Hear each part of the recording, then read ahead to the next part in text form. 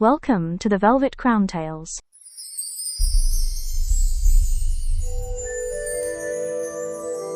Today's tale is called The Bride Beneath the Veil. The bells rang across the capital long before sunrise. Not for victory, not for a coronation, for peace.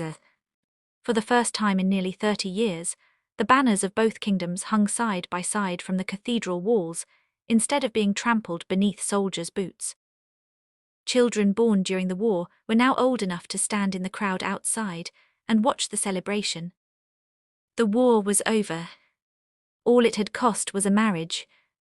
Varick adjusted the cuffs of his ceremonial coat and stared out the palace window toward the cathedral below. Thousands had gathered. Nobles, generals, foreign ambassadors, people who would spend the rest of their lives writing songs about today. None of them understood what today meant to him. A knock came at the door. "Your Majesty." "Enter." His advisor stepped inside. "They're waiting." Varick nodded but didn't move. Instead, he reached into the inner pocket of his coat and unfolded a letter that had already begun to wear at the edges. He had read it enough times to know every word by heart. A letter written months ago. A letter signed by the woman waiting for him at the altar. Or so he believed. Perhaps peace was always easier for us than for our kingdoms. He smiled despite himself. Their meetings had been brief. Diplomatic gatherings. Negotiations. Conversations stolen between arguments over borders and treaties. Yet somehow those moments had become enough. Enough for admiration. Enough for friendship. Enough for something dangerously close to love. The marriage had never been his choice. But if he had to marry an enemy princess to save his people, he was grateful fate had chosen her. He folded the letter carefully and returned it to his pocket. "Let's not keep my bride waiting." The cathedral doors opened. The crowd erupted into applause. Sunlight poured through stained glass windows, bathing the aisle in gold and crimson. Varick barely noticed.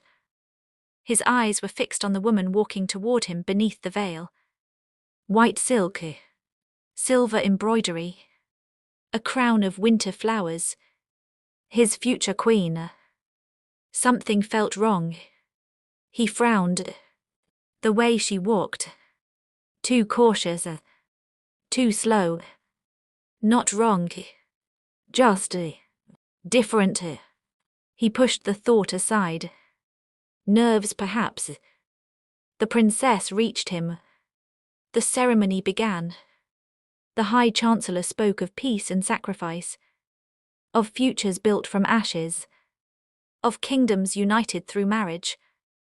Varick heard none of it. His attention remained fixed on the veil. Moments later the Chancellor smiled. As is tradition, let the groom see the face of his bride. Varick reached forward, lifted the veil, stopped breathing. Not her. The world went silent. Brown eyes stared back at him. Not green. Different face. Different woman. Different sister. For several seconds neither of them moved. Neither spoke. Neither seemed capable of it. Varick looked past her, searching the crowd, searching for... There it, standing beside the royal family, watching the elder sister, the woman he loved, not dressed as a bride, not standing beside him, simply watching. His stomach dropped. Slowly he turned toward the rulers seated behind them. No confusion, no surprise, only expectation. They knew. Every single one of them knew. The Chancellor cleared his throat. "Your Majesty." Varick didn't answer. His eyes returned to the young woman standing in front of him. Her hands trembled. Only slightly. But enough. Enough for him to realize something that somehow made this worse. She hadn't known either. The Chancellor spoke again. The treaty awaits your answer. The treaty. Not the marriage. Not the bride. The treaty. Thousands had died for this peace. Thousands more would die if he walked away now. His jaw tightened. Proceed. The ceremony continued. The vows were spoken. The crowns were exchanged. The applause returned. By the time the bells rang again, the kingdoms had peace. And Varik had a wife he had never agreed to marry. The celebration lasted for hours. Varik remembered none of it. Faces blurred together. Voices blended into noise. Congratulations felt like mockery. He stood beside his new queen, while nobles toasted their future. Their future. As though he had been given any say in it. Across the room he saw her. The elder sister. For a brief moment their eyes met. Then she looked away. That hurt more than he expected. His wife noticed. Of course she noticed. Everyone noticed. Neither spoke. Neither knew what to say. Night fell. The celebration ended. The doors to the royal chambers closed behind them. For the first time all day they were alone. His wife stood near the window, overlooking the city below. Still wearing white. Still wearing the crown placed on her head only hours earlier. Neither moved. Finally she spoke. I didn't know. Her voice was quiet. Varik said nothing. I found out this morning. He looked at her for the first time since the ceremony. She wasn't lying. He could tell. Which somehow only made him angrier. Because if she hadn't betrayed him, someone else had. You should get some rest, he said. Her expression tightened. That's all. What would you prefer I say? She laughed once. A short, bitter sound. I don't know. Neither did he. After a long silence, she looked out toward the city lights. You lost the woman you thought you were marrying. Varik's expression hardened. And you think that makes us the same? Her shoulders stiffened. No. She turned toward him. It makes us strangers, standing in the ruins of two different lives. For the first time that day, Varik had no answer. The door closed behind the last servant. The sound echoed through the royal chambers like the locking of a prison cell. Neither of them moved. The room itself was magnificent. Tall windows overlooked the capital below, where celebrations still filled the streets. Gold chandeliers glowed overhead. Fresh flowers lined the walls. The largest bed either of them had ever seen stood in the center of the room. Prepared for a king and his new queen. Prepared for a marriage. Prepared for two strangers. Varik loosened the collar of his ceremonial coat and walked toward the window. Behind him, Kesari remained standing near the door. Still wearing the crown. Still wearing the veil draped over her arms. Still looking like a bride. His bride. The thought irritated him more than it should have. You should sit down, he said finally. She laughed quietly. That's the first kind thing you've said to me all day.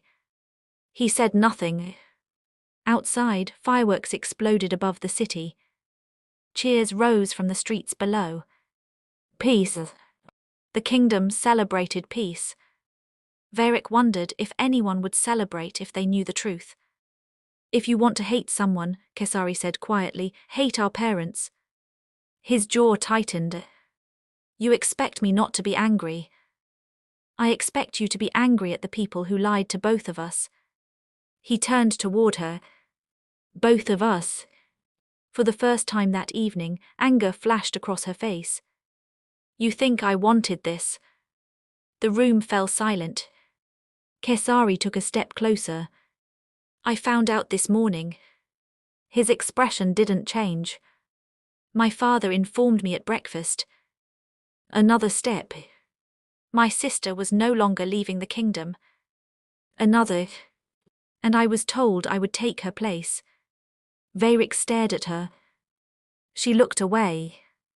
I had less than 4 hours to say goodbye to my family. The room suddenly felt much quieter. I didn't even get to pack my own things. He hadn't considered that. Hadn't wanted to. Because anger was easier. Anger was simpler. You could have refused. The moment the words left his mouth, he regretted them. Her eyes met his. No. Not loudly. Not dramatically. Just. No.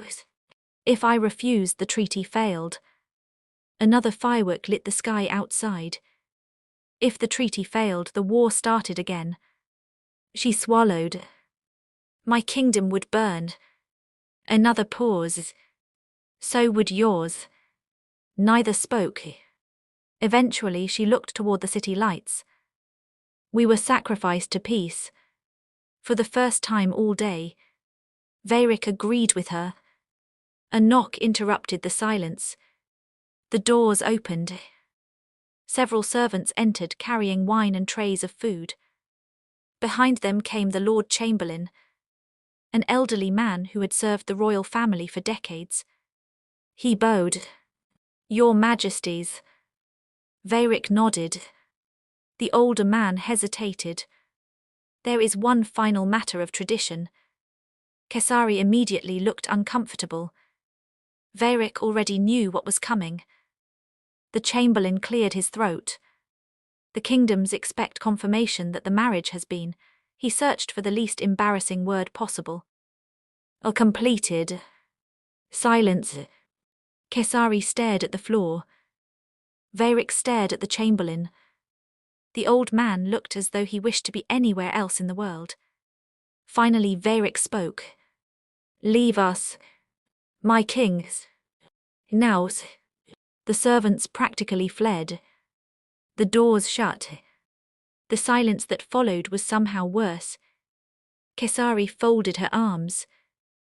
So that's what I am now. He looked at her. A treaty with a pulse. He had no answer. Because tonight. That was exactly what both kingdoms expected her to be. Several minutes passed. Eventually Veyric walked toward the fireplace. I'll sleep here. Her head snapped up. The chair. The chair. You'll destroy your back. I'll survive. She stared at him for several seconds.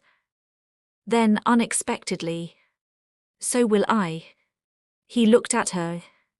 For the first time all day he saw not a princess. Not a replacement bride. Not her sister's shadow. Just someone exhausted. Someone frightened. Someone trapped. Just like him. Kesari removed the crown from her head and placed it on the table beside the bed. The sound echoed through the room. Heavy. Final. I suppose this makes us husband and wife. Veyric looked toward the city outside. No. His answer came quietly. It makes us allies. For some reason. That hurt her expression more than anger ever could. Long after she had fallen asleep, Veyric remained awake beside the dying fire. His eyes drifted toward the bed. Toward the woman sleeping beneath the blankets. The woman who should not have been there. The woman wearing another person's future. Then his hand slipped into his coat pocket. The letter. The one he had carried for months. The one written by the woman he believed he would marry. Slowly he unfolded it. Read it one last time. Then tossed it into the fire. The flames consumed it within seconds. Outside, the kingdom celebrated the beginning of a royal marriage. Inside, a king watched the last piece of his old life turn to ash. And for the first time since the veil had been lifted, he wondered if his queen was mourning someone too. Kesari woke to silence. For a moment she forgot where she was. Then she saw the unfamiliar ceiling. The enormous room. The banners hanging from the walls. The crown sitting on the bedside table. Memory returned all at once. The wedding. The veil. His face when he realized. The way he had looked past her searching for her sister. Her stomach twisted. She sat up slowly. The other side of the bed was untouched. Cold. Of course it was. The fireplace had burned down to ash. The chair beside it was empty. He was already gone. Kesari wasn't sure whether she was relieved or disappointed. A knock came at the door. Before she could answer, servants entered carrying trays of food and armfuls of dresses. They stopped when they saw she was awake. Then every single one of them bowed. "Good morning, Your Majesty." "Your Majesty." Not princess. Not lady. Queen. The title felt like it belonged to someone else. An older woman stepped forward. "I am Lady Serin. I oversee the royal household." Kesari nodded politely. "The king has ordered that your preferences be learned immediately." Kesari blinked. "The king?" "Your favorite meals, flowers, colors, music, books and fabrics." That caught her off guard. "He ordered that?" The woman nodded. "He said if this palace is now your home, then it will become your home properly." That didn't sound like the man from yesterday. The man from yesterday could barely look at her. An hour later she stood on a balcony overlooking the capital. The city was beautiful. Bright rooftops stretched toward the horizon. Markets were opening. Children ran through the streets waving both kingdoms' colors. The people were happy. Peace had come. A voice interrupted her thoughts. "Beautiful, isn't it?" Kesari turned. Her sister stood behind her. For a moment neither moved. Neither spoke. Then Kesari laughed bitterly. "You came." Her sister frowned. "Of course I came. To congratulate me." The words came sharper than intended. Her sister flinched. Kesari. No. Months of fear and humiliation finally broke loose. "No, I would actually like an explanation." Her sister stared at her. "When were you going to tell me?" "I only found out 3 days ago." Kesari froze. 3 days. Not months. Not years. 3 days. Our father told me the succession council refused to allow me to leave the kingdom. Kesari stared at her. "They intend for me to become queen after him. So they sent me instead." The words slipped out before she could stop them. Her sister looked away. "They sent the daughter they could afford to lose." Silence. Because neither of them could deny it. "You love him." The words came quietly. Her sister looked up sharply. Kesari held her gaze. "You do." After several seconds, her sister nodded once. "Yes." The honesty hurt more than denial would have. "And he loves you." Another silence. Another nod. Kesari looked out over the city. "I knew." Her sister stared at her. Everyone knew. Diplomats knew. Servants knew. Courtiers knew. The kingdoms practically placed wagers on the wedding. Everyone knew. Except him. Footsteps echoed behind them. Heavy footsteps. Royal guards. Kesari turned. Varric had stepped onto the balcony. His eyes immediately found her sister. Not Kesari. Her sister. The look on his face lasted less than a second. But Kesari saw it. Recognition. Pain. Longing. Then his expression hardened into that familiar royal mask. Her sister bowed. My king. His jaw tightened. Princess. The title felt deliberate. Careful. Dangerous. Kesari suddenly realized she shouldn't be here for this conversation. Unfortunately, she was his wife, which somehow made it worse. Her sister finally broke the silence. I am sorry. Varric laughed once. Not because anything was funny. You should have told me. I couldn't. You could have written. They monitored every letter. He looked away. Did you know? The question hung in the air. Her sister hesitated. Then, 3 days before the wedding, Varric closed his eyes. 3 days. 3 days everyone had known except him. 3 days he had continued preparing to marry a woman who already knew she would never be his bride. His eyes shifted toward Kesari. For once, the anger wasn't directed at her. Not entirely. Because for the first time since the cathedral, he finally understood. She hadn't stolen anything from him. Someone else had taken everything from both of them.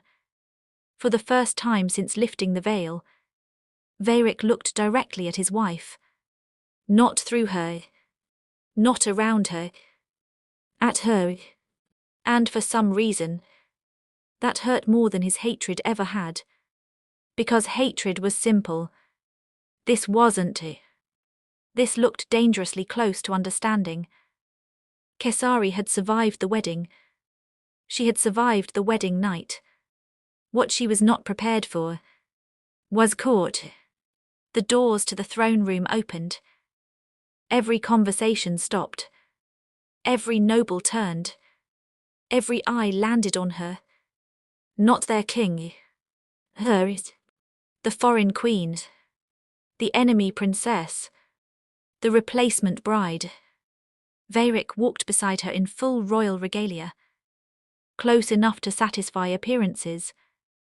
Far enough to remind her exactly what they were. Nothing.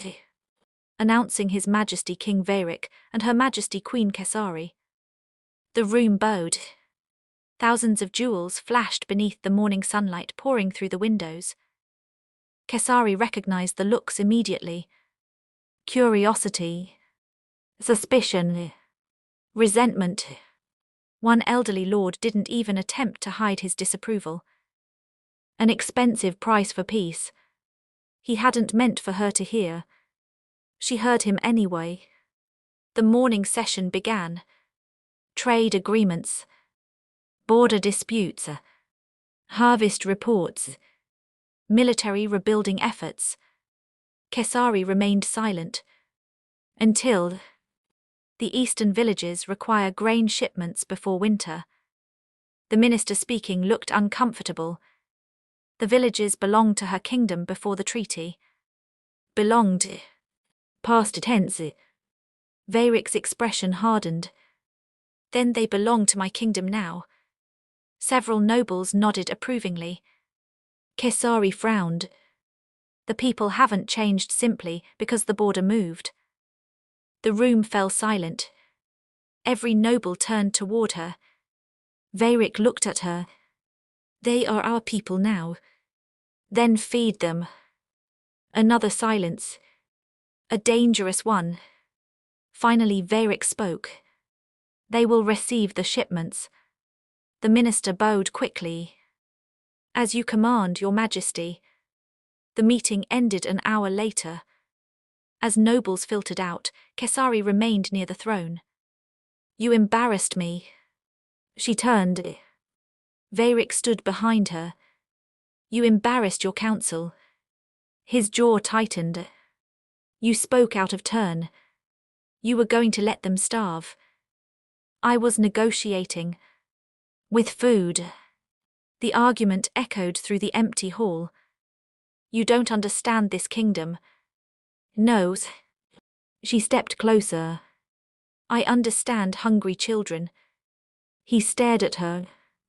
My kingdom spent years starving because of this war. Another step. I buried cousins because winter arrived before food did. For the first time, he had no response.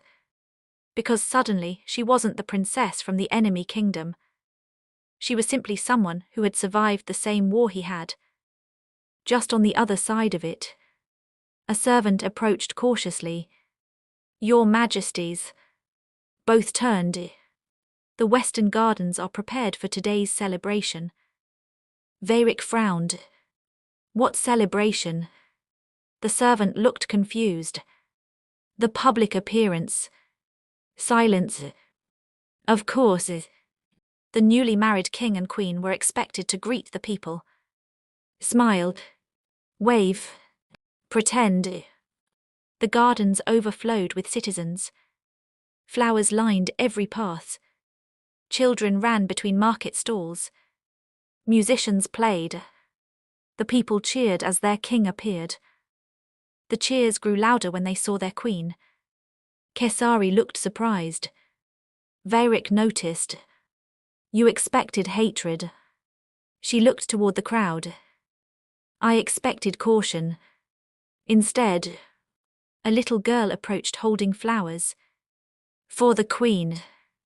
Kesari knelt to accept them. The child smiled. My father came home because of you. Kesari froze. The girl's mother stepped forward. He survived the final campaign because the treaty was signed in time. The woman bowed. Thank you.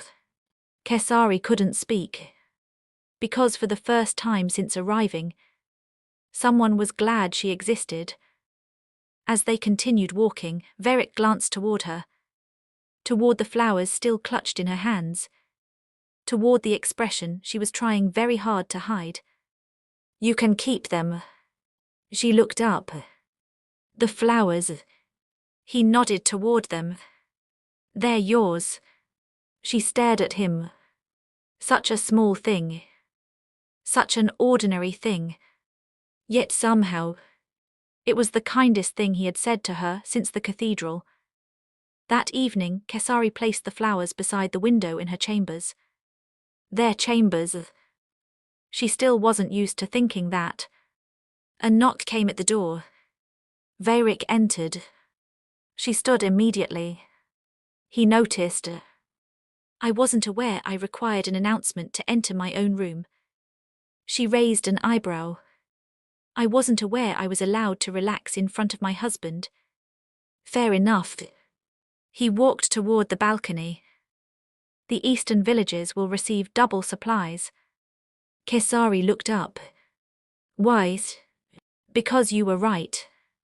The words surprised both of them. He looked out over the city. I don't enjoy admitting that. A small smile appeared on her face. The feeling is mutual. For the first time, a corner of his mouth almost moved. Almost. And for a brief moment, the room didn't feel quite so cold. Not warm. Not yet. But perhaps no longer freezing. 3 days after the wedding, the first foreign delegation arrived.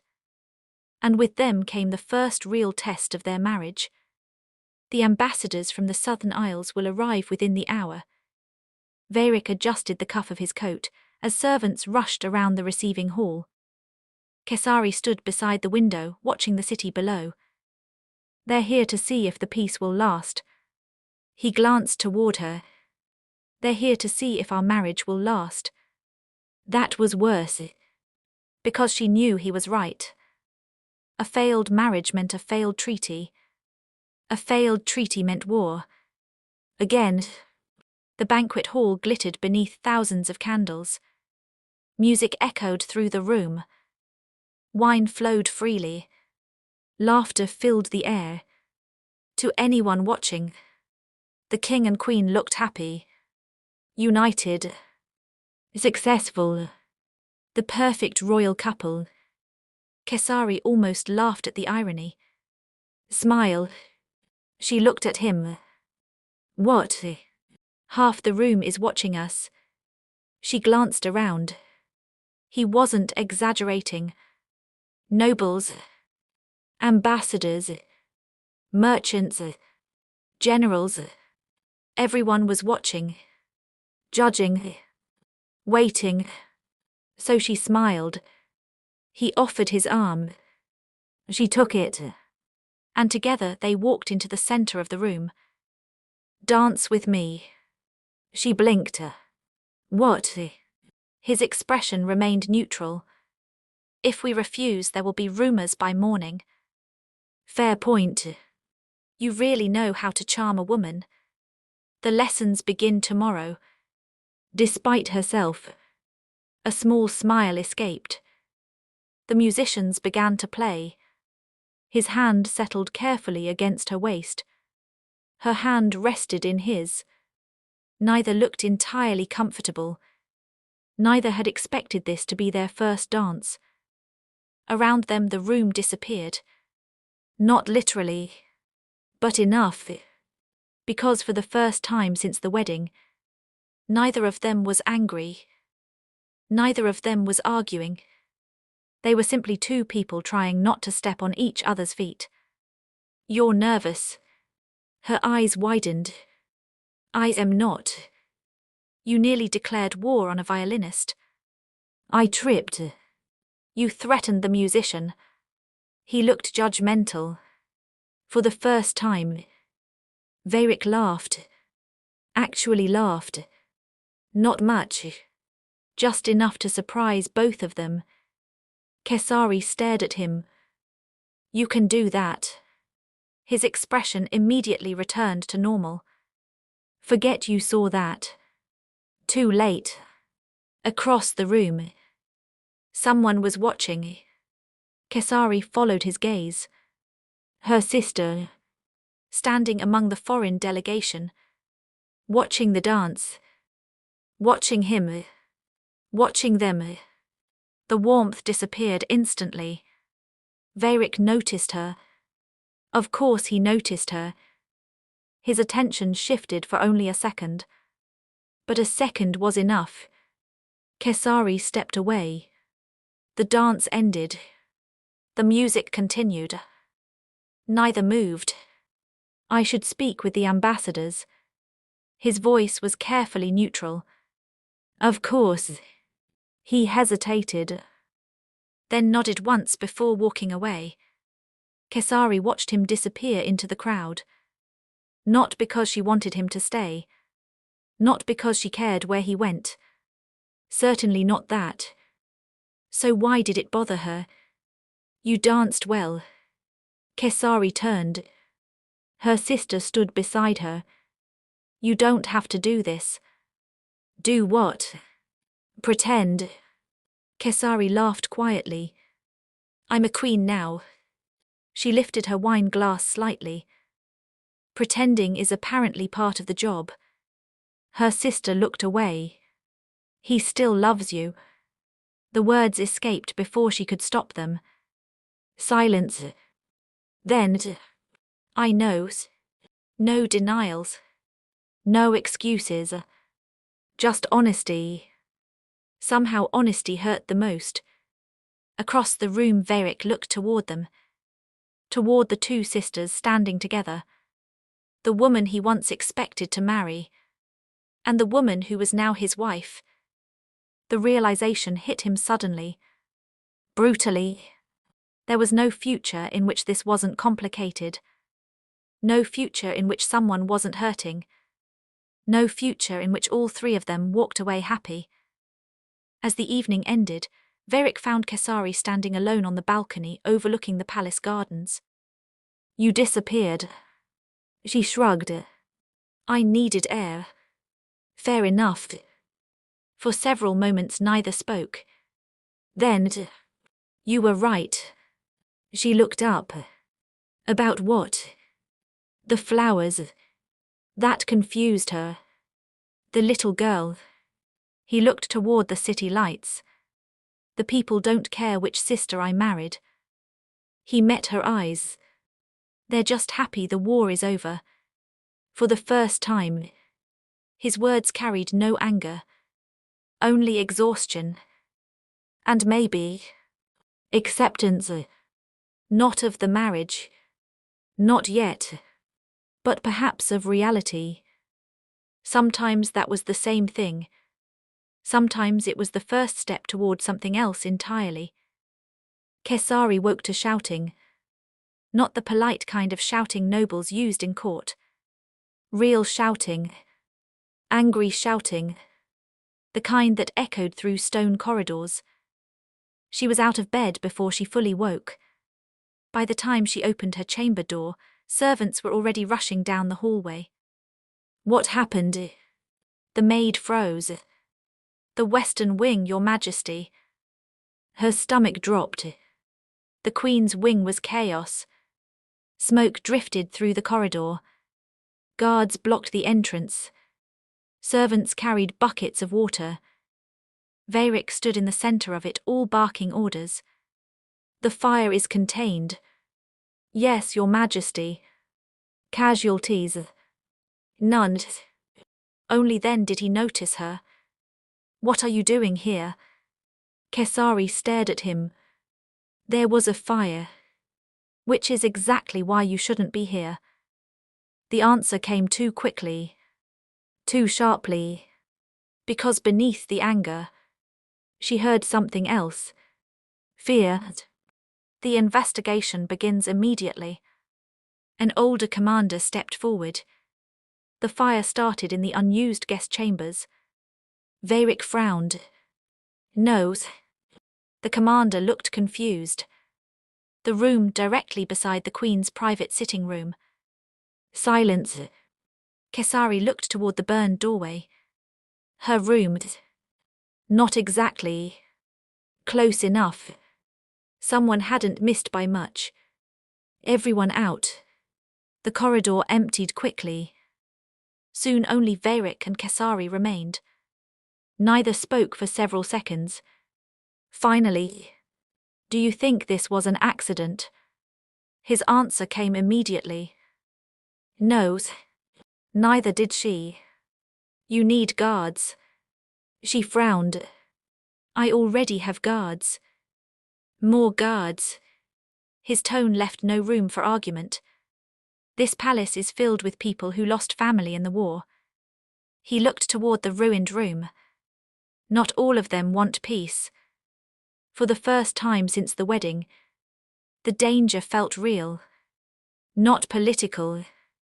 Not emotional. Real. Someone wanted the Queen dead. Later that afternoon the court gathered. The mood had changed completely. No one smiled. No one laughed. The fire had spread through the palace faster than gossip usually did. Veyric stood before the council. The investigation remains ongoing.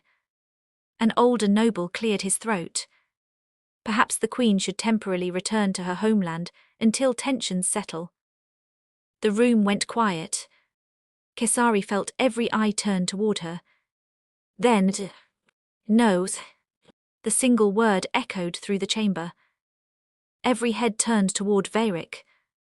The king's expression remained unreadable. The Queen remains here. The noble hesitated. But Your Majesty. The Queen is under my protection. Silence. Heavy silence. Because everyone understood what he had just done. He had publicly chosen her. Not as a wife. Not as a woman he loved. But as his queen. His responsibility. His. That evening, Kesari stood on the balcony overlooking the gardens. The city below glittered beneath the evening sky. Footsteps approached behind her. She didn't turn. You embarrassed half the council today. Veyric stepped beside her.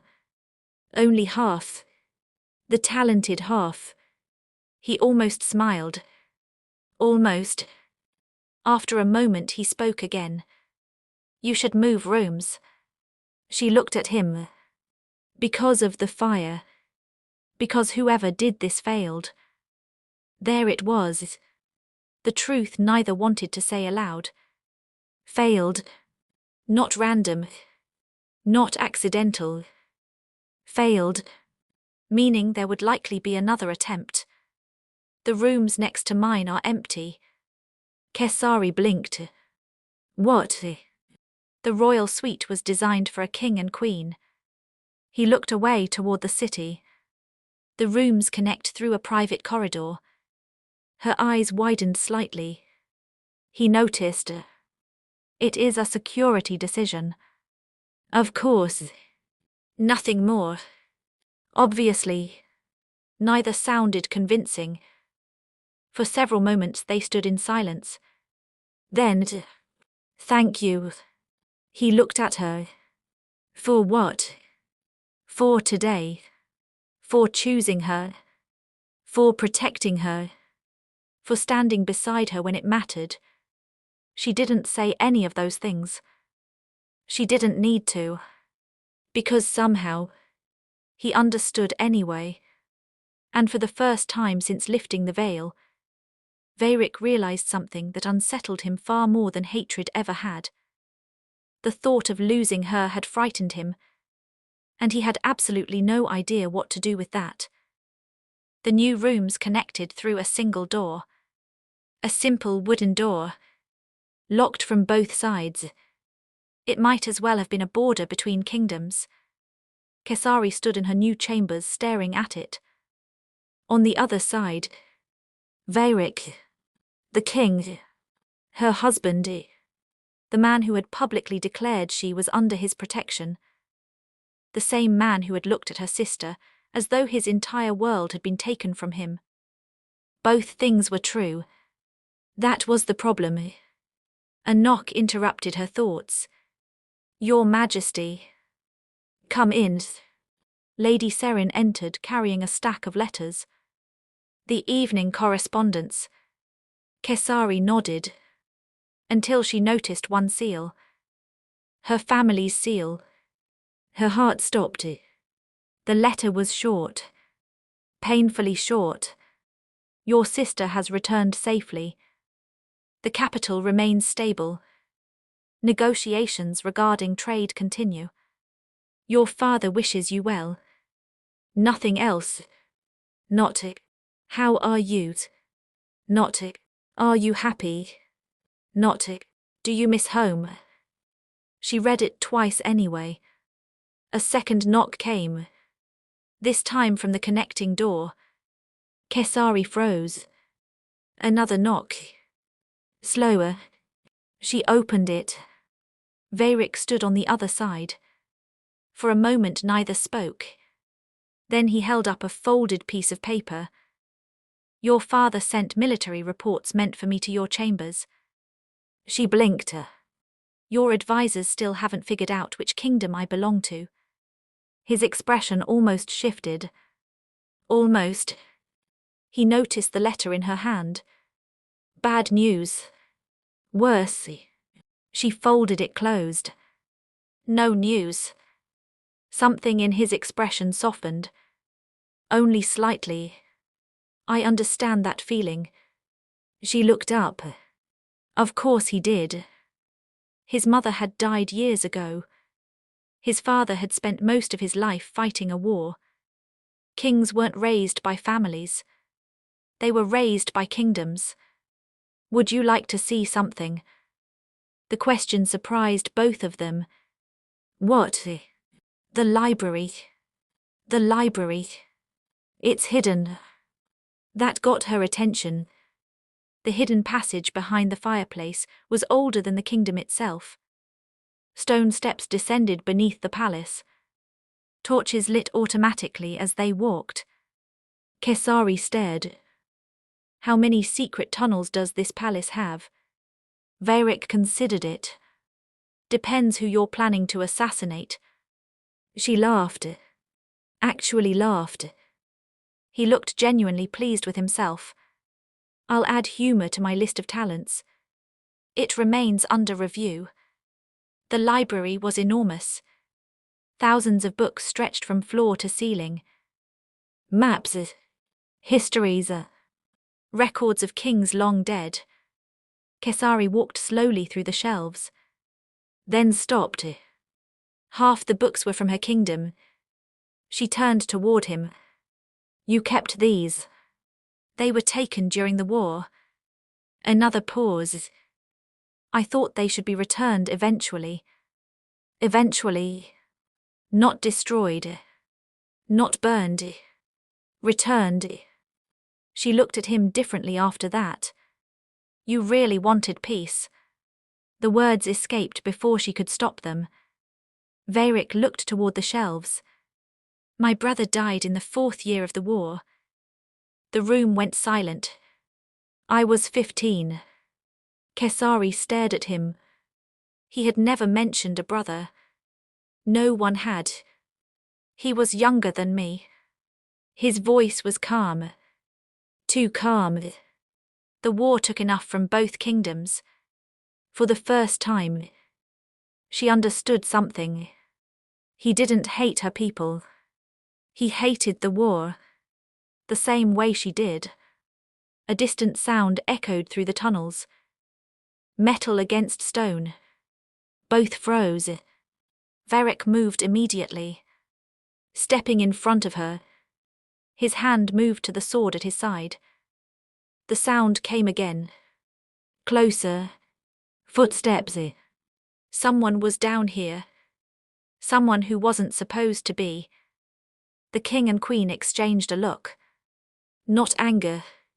Not resentment. Not awkwardness. Instinct.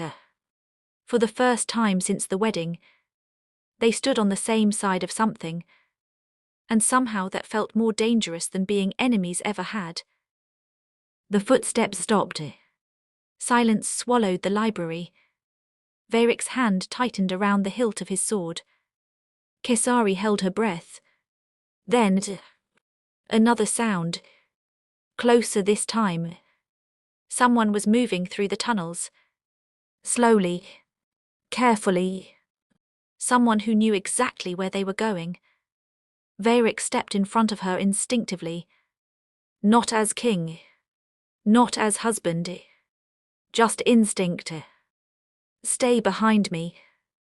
Kesari raised an eyebrow. I grew up with 3 brothers and a kingdom at war. His eyes remained fixed on the darkness ahead. Stay behind me anyway. For some reason. She listened. The footsteps came again. Metal scraped stone. A shadow moved beyond the torchlight. Varric drew his sword. The sound echoed through the chamber. Show yourself. Nothing. Then suddenly. Movement. A figure bolted through the corridor. Varric took off after them immediately. Varric. He didn't stop. Of course he didn't stop. He was a king. Which apparently meant he had no survival instincts whatsoever. The tunnels twisted beneath the palace. Left. Right. Another staircase. The intruder moved quickly. Too quickly. As though they had used these tunnels before. That realization was almost worse than the chase itself. Someone knew the secret passages. Someone close to the palace. Someone close to them. The figure turned sharply. Varric followed. And immediately stopped. Dead end. The corridor ended in solid stone. Empty. No doors. No windows. No escape. The intruder was gone. How is that possible? Kesari arrived seconds later. Slightly out of breath. Slightly annoyed. Mostly annoyed. You ran off after an unknown assassin by yourself. He ignored that. There was someone here. There was. He looked around carefully. Then noticed it. A mark in the dust. A boot print. Fresh. Beside the wall. His hand pressed against the stone. Click. The wall shifted. A hidden door swung open. Beyond it. Another tunnel leading deeper beneath the city. Kesari stared. How many secret passages does this kingdom have? Veyric frowned. More than I was aware of. That was not comforting. The tunnel eventually opened into the abandoned lower gardens outside the palace walls. Moonlight poured over empty fountains and overgrown pathways. The intruder was gone. But something remained. A single object lying on the stone. A pendant. Kesari picked it up carefully. Her expression changed immediately. Veyric noticed. What is it? She turned the pendant over in her hand. It belongs to my kingdom. The air suddenly felt colder. You're certain? She nodded. It carries my family's crest. His jaw tightened. That was impossible. Or worse, entirely possible. Someone from her kingdom had entered his palace, entered his tunnels, possibly attempted to kill his queen. Nothing about that made sense. Unless... The same realization hit both of them simultaneously. This wasn't meant to kill me. Veyric looked at her. Kesari's fingers tightened around the pendant. If someone from my kingdom attacked me inside your palace... Understanding crossed his face. It could restart the war. Exactly. An assassination wasn't just an assassination anymore. It was a spark. One capable of burning two kingdoms. For several moments neither spoke. Then Veyric held out his hand. Kesari looked at it. Then at him. Give me the pendant. She hesitated. Why? Because if the council sees that before we know the truth... He didn't need to finish the sentence. Executions. Retaliation. Wars. Slowly she placed the pendant into his hand. Their fingers brushed briefly. Neither mentioned it. Neither ignored it either. As they climbed the stairs back toward the palace, Veyric finally spoke. You trust me. Kesari looked at him. You could have given that pendant to your council. He nodded. And you didn't. He stopped walking. So do you. For the first time since the wedding, neither of them had chosen their kingdom. Neither had chosen duty. Neither had chosen politics. They had chosen each other. Not out of love. Not yet. But trust rarely asked permission before it arrived. Sometimes it simply appeared. Like a door hidden inside a wall, waiting for someone to notice it existed. The older sister was leaving. The entire palace knew it. Servants whispered. Courtiers watched. The guards standing at the gates pretended not to notice the tension hanging in the air. Kesari watched from the palace balcony as carriages were loaded below. Home. Her sister was going home. She wasn't. You should say goodbye. Kesari turned. Veyric stood in the doorway behind her. She laughed quietly. I'm not sure whether to thank you or blame you for that suggestion. His expression softened slightly. Probably both. Fair enough. The courtyard was unusually quiet. The older princess stood beside her carriage watching servants secure luggage. When she saw Kesari approaching, she smiled. A sad smile. The kind people wear when they already know they're losing something. You came. You're my sister. That hasn't stopped us from being angry before. Kesari laughed despite herself. No, it hadn't. For a while neither spoke. Finally, you hate me. The words surprised both of them. Kesari looked away. I don't know what I feel. That was the truth. I spent my entire childhood being compared to you. Her sister remained silent. You were smarter. You were prettier. You were always first. Another pause. And then somehow I ended up marrying the man who loved you. The silence hurt, because there was nothing either of them could say that would make it untrue. I never wanted this. Kesari looked up. Her sister's eyes were shining. I knows. Her sister stepped closer. I need you to understand that if I could have changed it, I would have. Kesari nodded slowly. Because she believed her. That almost made it worse. Footsteps approached. Both women turned. Veyric.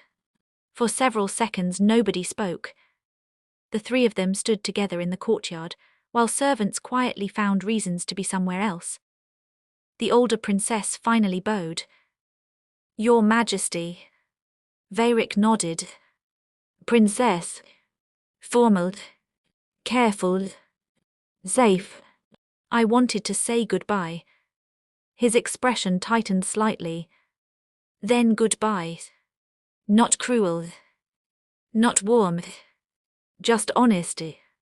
The older princess smiled sadly. I think I owe you an apology. He looked surprised. For what? For letting you believe a future existed that I wasn't certain I could give you. The courtyard fell silent. I cared for you. His eyes lifted to meet hers. But I was never going to leave my kingdom. Another pause. I think part of you always knew that. He didn't answer. Because maybe she was right. Her eyes shifted toward Kesari. My sister did. Kesari frowned. What? You always understood duty better than either of us. That wasn't true. Was it? The older princess stepped toward the carriage. Then stopped. One final glance over her shoulder. You should stop looking at each other like enemies. Neither answered. So she smiled. Because apparently sisters were annoying right until the end. You're both terrible at hiding it. Hiding what? Kesari asked. That you care. The carriage door closed. Moments later it rolled through the gates. Toward home. Toward another kingdom. Toward a future neither of them would share. Veyric stood beside Kesari in silence. For a long time neither moved. Finally. Are you all right? Kesari blinked. The question caught her off guard. Because he wasn't asking as a king. Or as an ally. Or out of obligation. He was asking because he wanted to know. I think so. He nodded. Then quietly. So do I. As the carriage disappeared beyond the city walls, something else disappeared with it. Not love. Not memories. Not regret. But possibility. The future he thought he was going to have had finally left the kingdom. And for the first time since the wedding, when Veyric looked at the woman standing beside him, he wasn't comparing her to her sister. He was simply looking at her. And somehow, that felt far more dangerous. The king disappeared before sunrise. Kesari noticed because breakfast arrived for 1. Not 2. Again. Where is he? The servant hesitated. The hunting grounds, Your Majesty. Her brow furrowed. Hunting. The annual royal hunt. Of course. Another tradition nobody had thought to explain to the foreign queen. The northern forests stretched for miles beyond the capital. Nobles filled the trails on horseback. Bright banners moved between the trees. Laughter echoed through the woods. It looked less like hunting and more like politics with horses. Kesari hated horses. You came. Veyric sounded genuinely surprised. You forgot to tell your wife she was expected. He winced slightly. Fair criticism. One of the nobles nearby muttered. Perhaps they don't ride horses in her kingdom. Kesari looked toward him. In my kingdom, we prefer our enemies in front of us where we can see them. Several nearby guards failed to hide their smiles. Even Varric looked impressed. Hours later, the hunt moved deeper into the forest. The crowd spread apart. Voices grew distant. The trees grew thicker. Too thick. Varric noticed first. We've gone too far north. Kesari frowned. Why? He pointed toward the ground. No tracks. No markers. No patrols. The royal hunting routes never looked like this. Then came the arrow. It struck the tree beside Varric's head. A second later, another embedded itself in the ground near Kesari's horse. Not hunting. Ambush. Move. Chaos erupted. Another arrow flew from the trees. Then another. The horses panicked. Guards shouted. Someone screamed. Varric grabbed Kesari's reins. This way. They disappeared into the forest as more arrows struck the path behind them. Eventually the sound stopped. Silence returned. The kind of silence that meant danger was nearby. Kesari slid from her horse. Are we alone? I hope so. Not exactly comforting. Varric examined the arrow. No markings. No crest. Professional. Deliberately anonymous. Which meant one thing. This wasn't an accident. Kesari raised an eyebrow. You think? He ignored that. A distant howl echoed through the trees. Then another. Kesari looked toward the forest. Wolves. No. He sounded far more concerned than she expected. Hunting hounds. Her stomach dropped. People were following them. The cave wasn't much of a cave. More a crack in the mountainside. But it was shelter. For now. Rain began minutes later. The entrance disappeared behind sheets of water. Neither of them spoke. Neither wanted to say the obvious. They were trapped. Together. Again. You should have stayed at the palace. She stared at him. You should have warned me assassins might use your annual traditions against you. Fair point. Again. He was getting tired of her being right. The storm raged outside. Inside the cave, the air felt strangely quiet. Smaller. Closer. Kesari sat near the entrance watching the rain. Do you ever stop blaming yourself? The question caught him off guard. For what? The wars. He looked away. My brother followed me into battle. The answer came quietly. He died protecting me. Silence. I was supposed to protect him. Kesari understood that feeling. Because she carried her own ghosts. We all think we could have saved everyone. He looked toward her. You couldn't have. Neither could she. Neither could anyone's. War didn't work that way. The storm continued. Hours passed. Eventually she leaned back against the stone wall. Exhaustion won. Her eyes closed. A few minutes later, something warm settled over her shoulders. A cloak. His cloak. By the time she opened her eyes, he was pretending not to notice. Outside, someone was hunting the king and queen. Inside, the distance between them had never felt smaller. And for the first time since the wedding, neither of them wanted morning to come too quickly. Kesari woke first.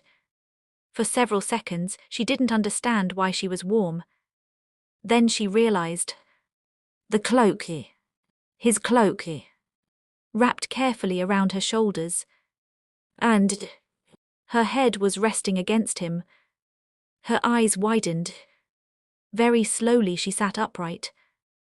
Varric was still asleep. Or pretending to be. With him it was difficult to tell. Morning sunlight filtered through the cave entrance. The storm had passed. The forest beyond looked calm. Too calm. Kesari adjusted the cloak. You know, his voice said without opening his eyes, most people say good morning before attempting an escape. She jumped. You were awake. Unfortunately. She rolled her eyes. There goes my plan to flee the kingdom. It was a solid plan. Thank you. For a moment neither moved. Then, you can keep the cloak. She looked down at it. It's yours. So are half my kingdoms apparently.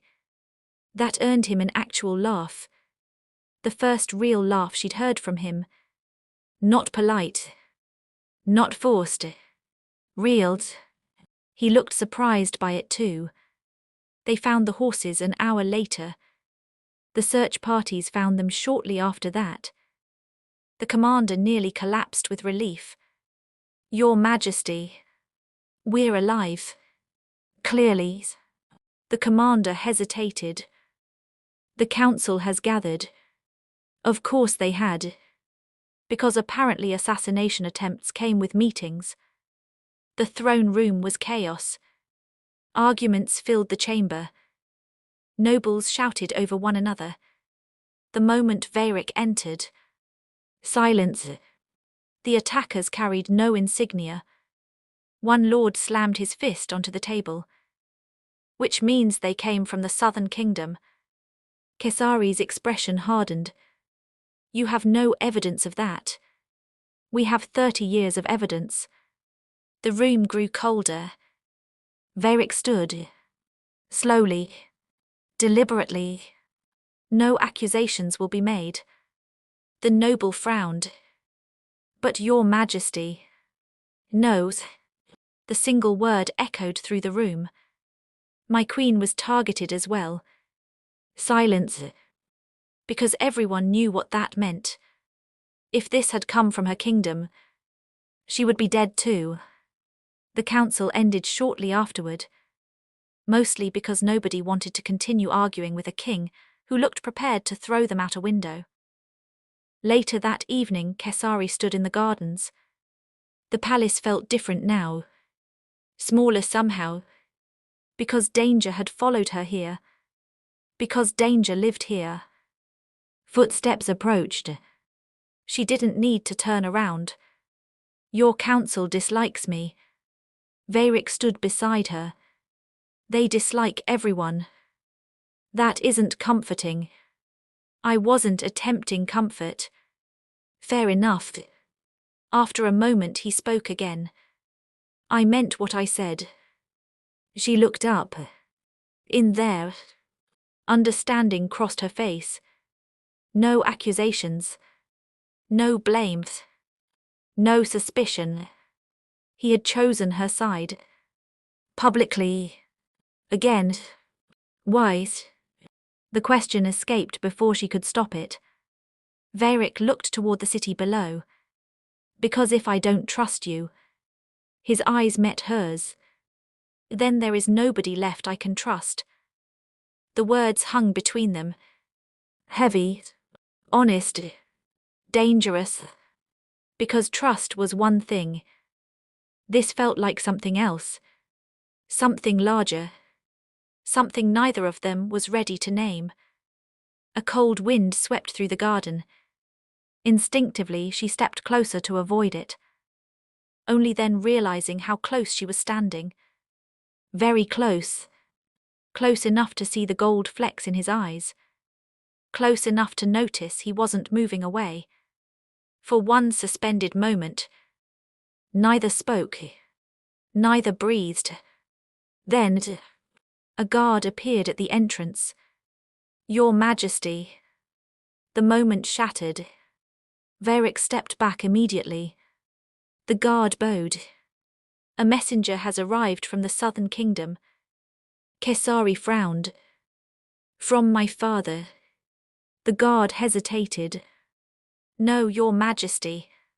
He held out a sealed letter. The wax carried no royal crest, no family seal, nothing. Only 3 words written across the front. Ask the elder sister. The garden suddenly felt very cold indeed. Neither of them slept. The letter sat on the table between them like a loaded weapon. 3 words. 3 simple words. Ask the elder sister. That was all. No signature. No seal. No explanation. Veyric stared at it. Kesari stared at him. Finally. You don't think she was involved? It wasn't a question. His answer came immediately. No. Too quickly. Too confidently. That surprised her. You trust her? He met her eyes. Yes. The honesty hurt more than she expected. Then he continued. But I trust you too. The room fell silent. Because somehow, that mattered more. By sunrise they had made a decision. They would travel south. Quietly. No court. No council. No ambassadors. If someone wanted war, the fewer people who knew the better. The journey took 2 days. 2 days of mountains. 2 days of forests. 2 days without titles. Without crowns. Without court politics. Just the 2 of them. It was unsettling how much easier they spoke to each other away from the palace. Did you always want to be king? Kesari asked as they rode. Veyric laughed once. No. What did you want to be? A soldier. She raised an eyebrow. You became king and a soldier. Exactly. He sounded deeply offended by the arrangement. And you? He looked at her. What did you want? She thought about it. I wanted to disappear. He frowned. That's a strange dream for a princess. Not if you're the younger sister. That answer stayed with him longer than she realized. They arrived at sunset. Her sister met them alone. No guards. No servants. No witnesses. Which immediately made Veyric nervous. You came. Her sister looked genuinely surprised. We received your message. Confusion crossed her face. My message. Kesari handed her the letter. The older princess read it. Once. Twice. Then looked up. I didn't send this. Veyric believed her instantly. So did Kesari. Then why mention you? The older princess hesitated. Long enough for both of them to notice. Kesari. Her voice had changed. Not afraid. Worse. Guilty. There was another proposal. Silence. What proposal? Her sister looked toward Veyric. Then away. Years ago there were negotiations. Veyric frowned. For what? Not one marriage. The room went silent. 2. Understanding hit Kesari first. Then Veyric.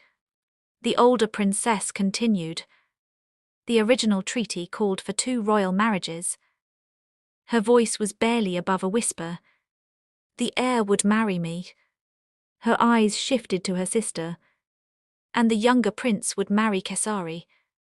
The heir disappeared from the room. Veyric stared at her. My brother. She nodded. My brother died before negotiations finished. Veyric's voice felt distant. He was never told. Neither kingdom saw a reason to continue discussing it. 1 marriage became enough. The treaty changed. History moved on. Except one person hadn't moved on. Someone who had loved the younger prince. Someone who blamed both kingdoms. Someone who blamed peace itself. The pendant. Kesari whispered. The attacks. Her sister nodded slowly. If I'm right. She swallowed. The person behind this isn't trying to kill either of you. Veyric looked at her. They're trying to destroy the treaty that took him away. For several seconds nobody spoke. Then Kesari looked toward Veyric. Toward the man who had lost a brother. Toward the man who had carried that loss alone for years. For the first time. The war wasn't a story. It wasn't history. It wasn't politics. It was a person. Someone missing from every room they entered. Veyric looked away. Toward the setting sun. Toward memories he rarely allowed himself to visit. My brother was supposed to be king after me. Both sisters looked up. He was better with people. A small smile appeared. He was better at almost everything. The smile disappeared. He would have liked you. Kesari wasn't sure what to say. Because somehow, that was one of the kindest things he had ever said to her. Outside, night settled over the kingdom. Inside, 3 people sat in silence as pieces finally began to fall into place. The war had stolen far more than land. Far more than crowns. Far more than peace. And somewhere, someone still intended to make everyone pay for it. The ride home was quiet. Not uncomfortable. Not angry. Just quiet. The kind of quiet that comes when 2 people are carrying thoughts too heavy to share. Veyric's brother had a name now. A face. A future that had never happened. Kesari couldn't stop thinking about it. Somewhere in another life. Another version of this story existed. One where she married the younger prince. One where Veyric married her sister. One where neither kingdom lost what came next. Instead, war had chosen differently. The palace gates opened before sunset. Something felt wrong immediately. Too many guards. Too many soldiers. Too much movement. Veyric noticed it too. Report. The captain bowed. The council assembled in your absence. Of course they had. When did they ever wait for permission? Veyric muttered. The throne room erupted the moment they entered. Your Majesty. Is it true? Were you seen crossing the border? One noble stepped forward. Were you meeting with the enemy king? Kesari's expression darkened. Enemy. Interesting choice of words. Veyric raised a hand. Silence fell instantly. We were investigating the attacks. An older lord stepped forward. And what did you discover? The king's expression hardened. That someone wishes to restart the war. Murmurs spread through the room. Then came the words neither of them expected. The queen should be removed from court until the investigation concludes. Silence. Cold silence. Kesari slowly turned. The speaker was Lord Mailer, one of the oldest members of the council, one of the loudest voices against the treaty. Excuse me. The old lord bowed politely. Merely as a precaution, Your Majesty. Veyric's voice became dangerously quiet. A precaution against what exactly? The old man hesitated. Public opinion. Coward. He meant suspicion. He meant blame. He meant her. Absolutely not. The room froze. Because Veyric wasn't simply disagreeing. He was furious. My queen stays. The old lord frowned. Your Majesty. My queen was hunted beside me. Another step. My queen was targeted beside me. Another. And my queen remains beside me. Silence. Absolute silence. Because this time, he hadn't defended the treaty. He hadn't defended peace. He had defended her. Kesari stared at him, because she wasn't sure he realized what he had just done. The room knew. The council knew. She knew. The king had chosen a side. And it was hers. The meeting ended shortly afterward, mostly because nobody was brave enough to continue arguing. That night Kesari stood on the balcony overlooking the city. The lights below stretched endlessly into the darkness. Footsteps approached. She didn't need to turn. You embarrassed your council again. Varric stepped beside her.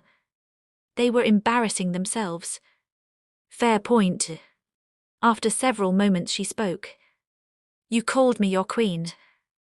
He looked confused. You are my queen. No. She looked toward the city. You've never said it like that before. The realization hit him immediately. Because she was right. Before today it had been duty. Titles. Politics. Today had been different. His voice softened. They wanted me to choose. She looked up. And his eyes met hers. I did. The world seemed very quiet suddenly. Neither moved. Neither spoke. For a long moment there was only the city below and the night sky above. Then, you know, Kesari said softly, for someone who spent weeks pretending to dislike me. He raised an eyebrow.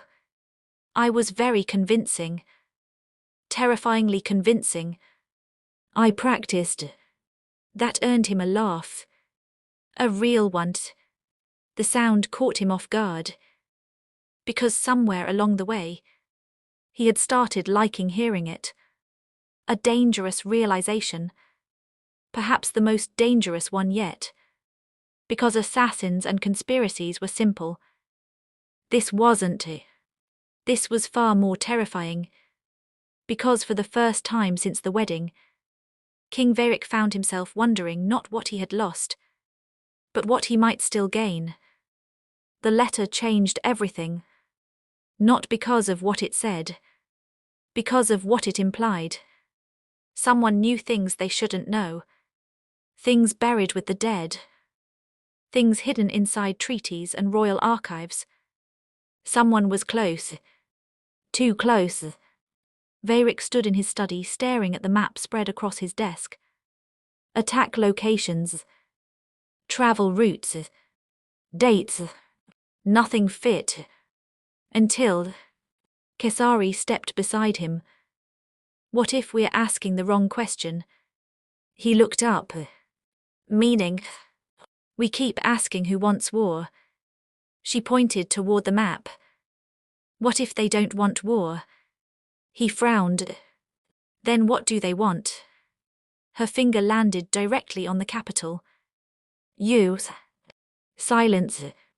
Because suddenly, everything fit. The fire. The tunnels. The hunt. Every attack had one thing in common. Varric had been present. The kingdom without a king. His voice was quiet. Kesari nodded. Your death creates a succession crisis, which creates instability, which creates war. Neither liked how much sense it made. A knock interrupted them. The captain of the guard entered immediately. Your Majesty. Varric looked up. What is it? The northern watchtower failed to report this morning. The room went silent. An hour later they stood at the tower gates. Smoke still drifted from the walls. The guards were alive. Bound. Unconscious. Not murdered. Whoever had done this wanted delay. Not blood. Then Kesari found it. Another pendant. Same design. Same crest. Only this one carried something new. A name, engraved on the back. Aaron. Varric froze. His brother's name. For a moment the world stopped. Kesari looked toward him. His expression had gone completely still. Not anger. Worse. Pain. Aaron's betrothed. The words barely left his lips. Kesari stared. He was engaged. Varric nodded once. Before the war ended, everything suddenly clicked into place. The younger prince. The abandoned second treaty. The woman left behind. Where is she now? He looked toward the distant mountains. No one knows. That night neither slept. Again, the palace had become very good at sleepless nights. Do you think she hates us? Kesari's voice was quiet. Varric considered the question. No. He looked toward the city lights beyond the window. I think she hates peace. That was somehow sadder. Because peace had taken something from her too. Just like it had taken something from everyone else. The silence stretched. Then, you loved my sister. Kesari wasn't sure why she asked. Maybe because she needed to know. Maybe because she needed to hear it. Varric didn't look away. Yes. The honesty hurt. Even though she expected it. Then he continued. But that isn't the question you're really asking. Her eyes lifted to meet his. The question you're asking is whether I still wish I had married her. The room felt very small suddenly. Very quiet. Very dangerous. His answer came slowly.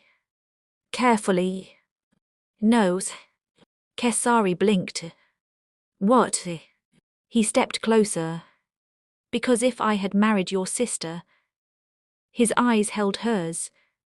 I wouldn't have met my queen. For several seconds neither moved. Neither breathed. Neither looked away. Then the door burst open. Your Majesty. The captain entered breathlessly. We found her. The moment shattered instantly. Varric turned. Where's? The captain swallowed. The old battlefield. Of course. Because some ghosts never leave the places they died. And some stories refuse to end quietly. The battlefield was quiet. Too quiet. Grass had grown where soldiers once fell. Wildflowers covered trenches that had once run red. Nature had moved on. People hadn't. Varric stopped his horse first. Kesari followed his gaze. A memorial stood in the center of the field. Hundreds of names carved into white stone. Thousands more missing. Because some wars don't leave enough behind to bury. Aaron is here. His voice was quiet. Not because he was afraid to speak louder. Because some places demand silence. The younger prince's name sat near the center. Prince Aaron of House Valer. 21 years old. Brother. Son. Future king. Gone. Someone was already there. A woman stood beside the memorial. She didn't turn when they approached. She already knew who they were. You took your time. Varric froze. Because he recognized the voice. Not personally. But from stories. From letters. From memories that belonged to someone else. Alindra. She finally turned. Not old. Not broken. Not mad. That somehow made it worse. Because grief had simply frozen her in place while the world moved around her. You knew my brother. It wasn't a question. She nodded. We were to be married in the spring. The same spring he died. Kesari remained silent. This wasn't her conversation. Not yet. They told me peace was worth it. Alindra looked toward the endless field. They told me sacrifice was necessary. Her eyes returned to Varric. They told me to move on. A bitter laugh escaped her. So I tried. The fire wasn't meant for Kesari. Varric already knew. The hunt wasn't meant for Kesari. He knew that too. Alindra's eyes met his. It was always you. Silence. Because finally someone was saying it aloud. You survived. The words were almost a whisper. He didn't. No anger. No shouting. Somehow that was worse. I wanted you to understand what it felt like. Her eyes moved to Kesari. To watch your future disappear. Kesari understood then. This wasn't revenge. Not really. This was grief with nowhere to go. You loved him. Alindra laughed softly. No. Both Varric and Kesari looked surprised. I loved who I was going to become with him. That hit harder than either expected. Because Varric understood that feeling. He had mourned a future too. The one he expected with the older sister. Not the person. The future. Alindra looked toward Kesari. You understand that better than anyone here. Kesari did. Because she had spent her entire life being someone else's second choice. You could have started another war. Varric's voice wasn't angry. Only tired. Alindra nodded. I know. And if I had died? Her answer came immediately. Then I would have stopped. Because that had always been the point. Not kingdoms. Not politics. Him. For a long time nobody spoke. Finally Kesari stepped forward. What would Aaron have wanted? Alindra froze. The battlefield fell silent. Even the wind seemed to stop. After several moments tears finally appeared. The first she'd allowed herself in years. He would have hated me for this. Kesari nodded slowly. Yes. Not cruel. Not judgmental. Just honest. Alindra sank onto the stone steps beneath the memorial. The fight had left her. Not because she lost. Because she was finally exhausted. Varric stepped forward. Then did something neither woman expected. He sat beside her. Not as king. Not as judge. As Aaron's brother. As another survivor. As someone who understood. The sun slowly began to set over the battlefield. For the first time in years, 3 people sat among ghosts and allowed themselves to grieve. Not for kingdoms. Not for wars. Not for crowns. For people. And somewhere beside him, Varric felt Kesari's hand slip quietly into his. He looked down. Then toward her. Neither said anything. Neither needed to. Because some promises don't require words. And some choices are made long before they're spoken aloud. The ride back to the capital was peaceful. Too peaceful.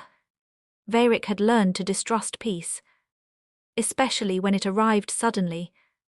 They were less than an hour from the city gates when the first horn sounded. Not from their escort. From the hills. Varric's head snapped upward. Another horn answered. Then another. His expression hardened instantly. Ambush. Arrows rained from the trees. Horses screamed. Guards shouted. Steel rang through the valley. This time there was no confusion. No warning. No escape route. Someone intended to finish what they had started. Protect the queen. The captain shouted. Kesari turned toward Varric. He was already moving toward the attackers. Of course he was. Kings apparently had a death wish. A rider broke through the trees. Straight toward him. Sword raised. Varric blocked the strike. A second attacker appeared. Then a third. Too many. Far too many. Varric. He turned just in time. The crossbow bolt was already in the air. Too close. Too fast. No time. Kesari moved first. The impact threw both of them to the ground. The bolt buried itself in her shoulder. The world stopped. For one terrible second Varric couldn't breathe. Couldn't think. Couldn't move. Blood stained her dress. Too much blood. Far too much blood. Kesari. No answer. Kesari. Her eyes opened. Barely. You should really stop getting attacked. Even now she was making jokes. Something inside him broke. Not loudly. Not dramatically. Quietly. Completely. Find them. His voice was calm. Dangerously calm. Every single one of them. The soldiers moved immediately. No one argued with that voice. Hours later, the palace physicians finally stepped away. The queen will recover. The room exhaled. Varric didn't. Not yet. He entered her room long after midnight. She was awake. Barely. You look terrible. He almost laughed. You were shot. And yet somehow you're the one with the dramatic expression. There she was. Still herself. He sat beside the bed. For several moments neither spoke. Then, I was supposed to protect you. The words came quietly. Broken. Kesari looked at him. You did. No. His eyes met hers. You protected me. The room fell silent. Because both of them knew the truth. If she hadn't moved, he would be dead. His hand found hers. Without thinking. Without hesitation. He held it tightly. As if letting go might change reality. I can't lose you too. The words escaped before he could stop them. Silence. Absolute silence. Because neither of them had been prepared for honesty. Not this much honesty. His eyes widened slightly. He hadn't meant to say that aloud. Kesari squeezed his hand weakly. But you won't.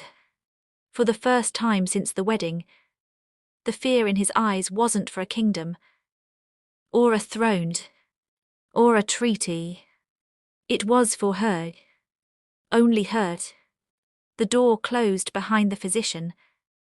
The fire crackled quietly. The palace slept. And in the silence between heartbeats, King Varric finally understood something that everyone else had apparently realized long before he had. He had fallen in love with his wife. The wrong sister. The replacement bride. The woman beneath the veil. And he had absolutely no idea when it happened. The throne room had never been so quiet. Every noble in the kingdom stood waiting. Every council member. Every commander. Every ambassador. Word of the attack had spread faster than fire. The queen had been wounded protecting the king. And the kingdom had noticed. Varric entered alone. No ceremony. No announcement. The room fell silent immediately. He looked tired. Not physically. Something deeper. Something older. We found the conspirators. His voice echoed through the chamber. Several nobles exchanged nervous glances. A few looked relieved. Only one looked afraid. Lord Maleth. The old lord realized too late. The king had noticed. The king had always noticed. You supplied information. The accusations struck like lightning. Maila's face drained of color. You opened routes through the palace. Silence. You knew about the hunt. More silence. You believed removing the queen would weaken the treaty. The old lord took a step back. It was for the kingdom. Varric laughed once. There was no humor in it. No. He stepped forward. It was for your version of it. The guards moved immediately. Maila didn't resist. Because somewhere along the way, he realized he had already lost. The room remained silent. Then one ambassador stood. What happens now? Every eye turned toward the king. Varric looked around the room. At the nobles. At the council. At the kingdom that had watched him marry a stranger. Then he spoke. Peace remains. Simple words. Powerful words. Final words. The treaty remains. Another pause. My queen remains. That one echoed. Because everyone understood what he was saying. Not politically. Personally. The doors opened. Every head turned. Kesari entered. Her shoulder still bandaged. Her movements slower than usual. But she walked without assistance. And somehow, that felt more powerful than any crown. The room bowed. Not to the king. To their queen. Varric crossed the room toward her, stopping directly in front of her. For a moment neither spoke. The room disappeared around them. You once asked me why I called you my queen. Her eyes widened slightly. He remembered. Of course he remembered. When I lifted that veil, I thought someone had stolen my future. The room was perfectly silent. I was wrong. His eyes held hers. I was mourning a future that never existed. Another step. Another heartbeat. But this. His hand found hers. This is real. For the first time since the wedding, there were no kingdoms standing between them. No sisters. No treaties. No ghosts. I choose you. The words were quiet. But everyone heard them. Not because of peace. His fingers tightened around hers. Not because of duty. Another heartbeat. Not because you were the only bride left standing. A small laugh escaped her despite herself. I choose you because somewhere between the fire. He smiled softly. And the tunnels. Another step. And the cave. Her eyes began to shine. And the battlefield. He raised her hand gently. I fell in love with my wife. Silence. Beautiful silence. Then finally, Kesari smiled. A real smile. The kind he had spent months trying to earn without realizing it. Good. He blinked. Good. She nodded. Because I was beginning to think I'd have to get shot again. The entire throne room laughed. Even him. Especially him. And for the first time since the wedding, the king kissed his queen. Not for tradition. Not for politics. Not for appearances. For themselves. For the future they had chosen. Together. Once she had been the bride beneath the veil. Now she was simply his queen.